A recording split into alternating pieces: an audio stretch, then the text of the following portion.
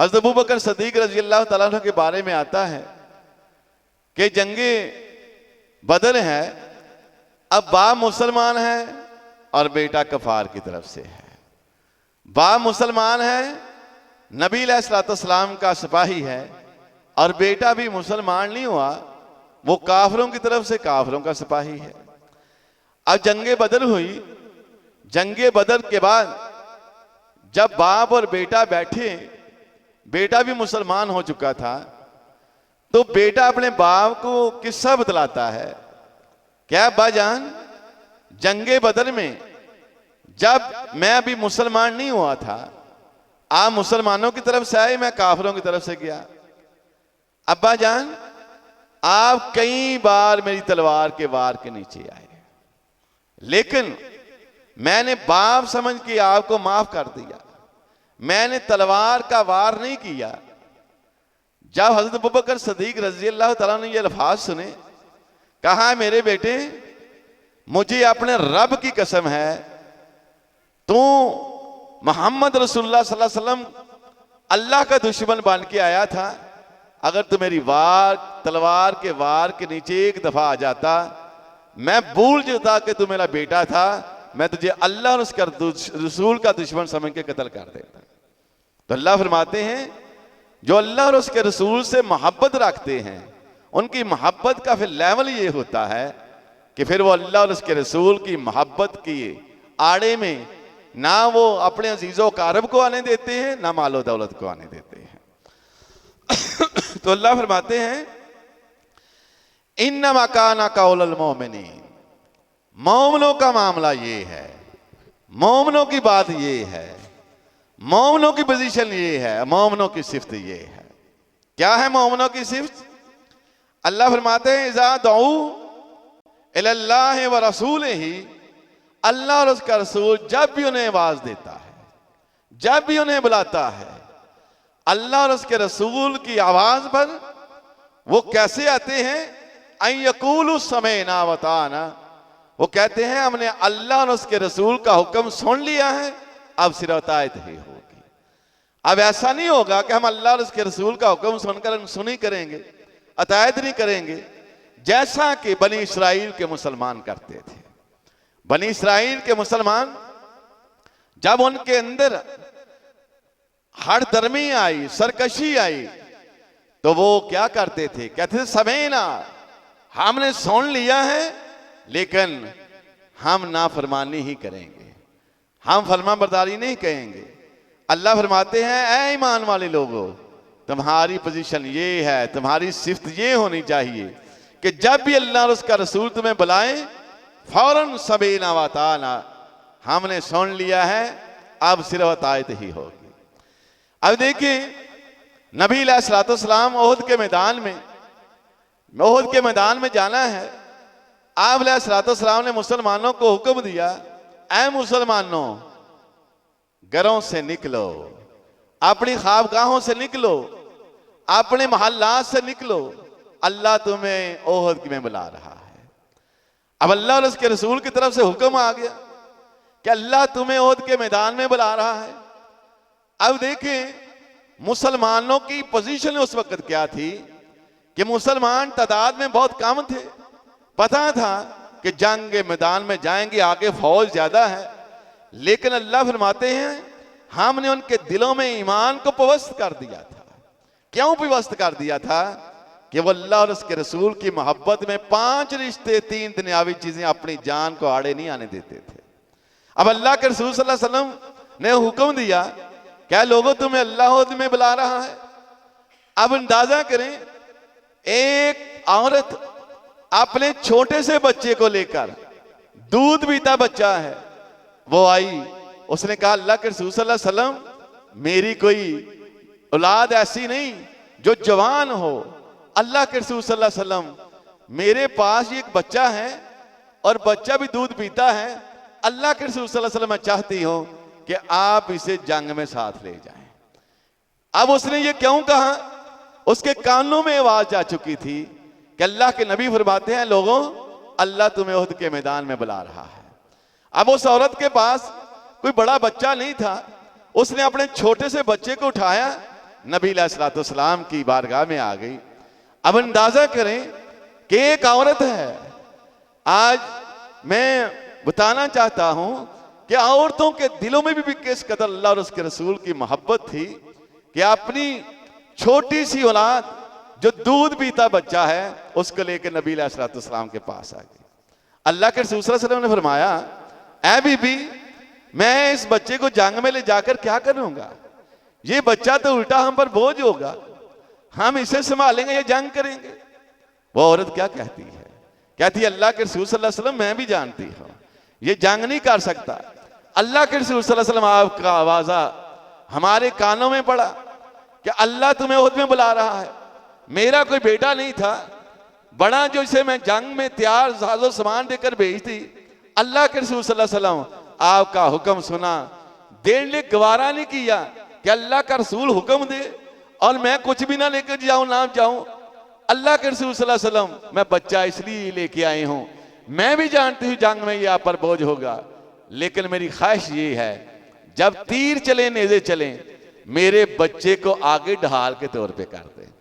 मैं चाहती हूं कि तीर आए नेज़े आए मेरे बच्चे को लग जाएं, आप तक ना पहुंच सके। ये जज्बा था। क्यों जज्बा था? क्योंकि वो कुरान की आयात का तर्जमा पढ़ चुके थे कि अल्लाह फरमाते हैं, इन्नमा काना कौलल मोमिनीन, मोमिनों का मामला ये है। मोमिन हकीकत में वो हैं। कौन मोमिन? इज़ा दुऊ इलल्लाहि व रसूल, अल्लाह और उसका रसूल जब भी उन्हें बुलाता है, जब भी किसी बात का हुक्म देता है, वो क्या करते हैं? कहते हैं समीना व अताअना, हमने सुन लिया है, अब सिर्फ हतायत ही हिदायत होगी। अल्लाह फरमाते हैं, व उलाइका हुमुल मुफलिहून, ये हैं कामयाब लोग, ये हैं फलाह पाने वाले लोग, ये हैं हकीकत में मोमिन लोग जो अल्लाह और उसके रसूल की बात कर सुनकर अनसुनी नहीं करते।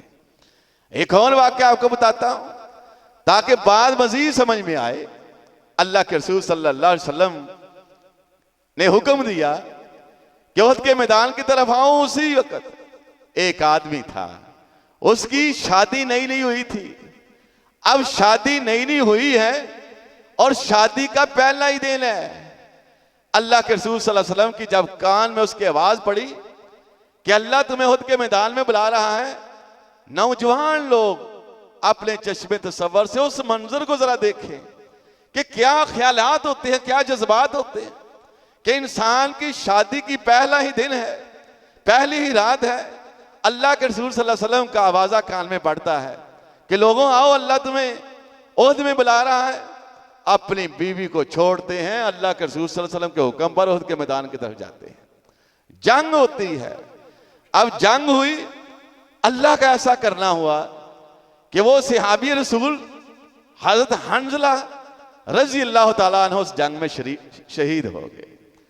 अब देखें कि कौन है जो शादी नौजवान बड़े ही अरमानों के साथ, बड़ी ख्वाहिशात जज्बात होते हैं, लेकिन पहले ही दिन हुक्म आ जाए कि अल्लाह तुम्हें जंग के मैदान में बुला रहा है, बीवी को छोड़ के जाना कोई मामूली बात नहीं, बहुत बड़ी बात, बहुत बड़ी बात। अब सहाबी रसूल शहीद हो जाता है। नबी अलैहिस्सलाम ने जब अपने सहाबा को कहा, फरमाया कि जाओ देखो कि सहाबा की जो नाशियन को इकट्ठा करो, मुआयना कर रहे थे। नबी अलैहिस्सलाम क्या देखते हैं कि शहीद जो सारे हुए हैं, इनमें वाहद हंजला ऐसा है जिसकी मैयत को फरिश्ते गुस्ल दे रहे हैं। नबी अलैहिस्सलाम हैरान परेशान कि माजरा क्या हुआ कि सारे सहाबा जो इस जंग में शहीद हुए हैं, सब को छोड़कर एक सहाबी रसूल को गुस्ल दिया जा रहा है। माजरा क्या है? अल्लाह के रसूल सल्लल्लाहु अलैहि वसल्लम ने फरमाया, जाओ इनके घर वालों को बुला के लाओ। घर वालों को बुलाया गया। अल्लाह के रसूल सल्लल्लाहु अलैहि वसल्लम ने पूछा, ऐ बीबी बतला, हंजला कैसे जंग में आया? उसने कहा, अल्लाह के रसूल सल्लल्लाहु अलैहि वसल्लम जब आपका आवाजा आया इस पर गुस्ल फर्ज हो चुका था। अल्लाह के रसूल सल्लल्लाहु अलैहि वसल्लम आपका आवाजा सुनने की देर थी, इसने गुस्ल भी नहीं किया। अल्लाह के रसूल सल्लल्लाहु अलैहि वसल्लम आपकी आवाज पर लब्बैक कहते हुए फौरन चल दिया। अल्लाह के रसूल सल्लल्लाहु अलैहि वसल्लम फरमाते हैं, इसलिए मैं हैरान हुआ कि सारे शोहदा को छोड़कर हंजला को क्यों गुस्ल दिया जा रहा है। अल्लाह ने फरिश्ते भेज दिए कि मेरे हंजला को जन्नत के पानी से गुस्ल दो। अल्लाह के रसूल सल्लल्लाहु अलैहि वसल्लम फरमाते हैं, कायनात के लोगों, अल्लाह और उसके रसूल से मोहब्बत करो, प्यार करो। और प्यार का जो मामला है वो क्या है?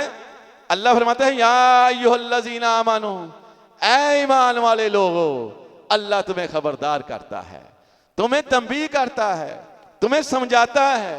ऐ ईमान वाले लोगों, अगर हकीकतन में ईमान वाले हो तो क्या करो? अतीउल्लाह व अतीउर रसूल, अल्लाह और उसके रसूल की इताअत करो। फिर अल्लाह और उसके रसूल का हुक्म मानो। अल्लाह और उसके रसूल ने जिस चीज के करने का हुक्म दिया वो करो, और जिसको छोड़ने का हुक्म दिया उसको छोड़ दो। अब हुक्म हमने भी सुना, हुक्म सहाबा किराम ने भी सुना। अल्लाह के रसूल सल्लल्लाहु अलैहि वसल्लम बैठे हुए हैं, देखा एक सहाबी रसूल ने अपनी उंगल में अंगूठी पहनी हुई है। अब अंगूठी किस चीज की है? अंगूठी सोने की है। अल्लाह के रसूल सल्लल्लाहु अलैहि वसल्लम ने जब देखा कि इस मेरे सहाबी ने सोने की अंगूठी पहनी हुई है, अल्लाह के रसूल सल्लल्लाहु अलैहि वसल्लम ने उस सहाबी को बुलाया, उसकी अंगूठी को तारा और फेंक दिया। आपने फरमाया, जो भी इंसान दुनिया में सोने की अंगूठी पहनेगा, जेवर पहनेगा सोने का, अल्लाह रब्बुल इज्जत क़यामत वाले दिन उसे जहन्नम में दाखिल करेंगे। अल्लाह ने इस उम्मत के मर्दों पर सोने को हराम कर दिया है। अब वो सहाबी रसूल ने जब ये बात सुनी, ज़ारो कतार होने लग पड़ा। अब आप अलैहिस्सलाम ने अंगूठी पकड़ी या फेंक दी है। अल्लाह के रसूल सल्लल्लाहु अलैहि वसल्लम जब महफिल को बर्खास्त करते हैं, आप चले जाते हैं। अतायत का जज्बा देखें कि अतायत इस लेवल पर है।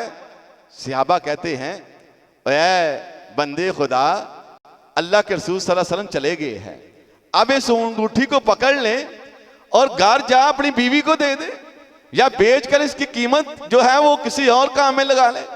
अब वो सहाबी रसूल क्या कहता है? वो कहता है, अल्लाह की कसम, जिस अंगूठी की वजह से अल्लाह के नबी ने जहन्नम में दाखिल होने की तंबीह फरमाई है, मैं उस अंगूठी को हाथ तक नहीं लगाऊंगा। अब वो अंगूठी वहां पड़ी हुई है, सोने की अंगूठी, कोई उसे हाथ नहीं लगा रहा। नबी अलैहिस्सलाम का पूरा दौर गुजर गया, अंगूठी वहां ही पड़ी हुई है। सहाबा कहते हैं, कोई अंगूठी को हाथ ही नहीं लगा रहा। क्यों हाथ नहीं लगा रहा? इसलिए हाथ नहीं लगा रहा कि नबी अलैहिस्सलाम ने उस अंगूठी पर जहन्नम की वही सुनाई हुई है। अब देखें और अपने चश्मे तसव्वुर से मौजूदा हालात को देखें कि वहां सोने की अंगूठी पड़ी हुई है, कोई हाथ नहीं लगा रहा। हजरत अबू बकर सदीक का दौर आया, हजरत अबू बकर सदीक का पूरा दौर अंगूठी वहां ही पड़ी रही है, कोई हाथ नहीं लगा रहा। यहां हालात ये हो चुके हैं, ईमान के दावेदार, ईमान हर कोई कहता है मेरा हाई लेवल पर पहुंच चुका है, मोहब्बतों के इस कदर दावे, और छोड़ते मस्जिद की टूटियां भी नहीं। आज मसाजिदों में क्यों ताले लगाए गए हैं? आज मसाजिदों में ताले ना लगाएं। आए दिन फलां मस्जिद से टूटियां चोरी हो गई, फलां मस्जिद से गल्ला उठा के ले गए। ओ बतलाओ, जिन इबादत गाहों के गल्ले और टूटियां महफूज नहीं, उस माशरे की हालत क्या होगी? और मोहब्बत में हर फिरका कह रहा है हमें अल्लाह के रसूल से बड़ी मोहब्बत है। मोहब्बत वो थी कि इतने साल गुजर जाने के बाद अंगूठी को हाथ नहीं लगा रहा।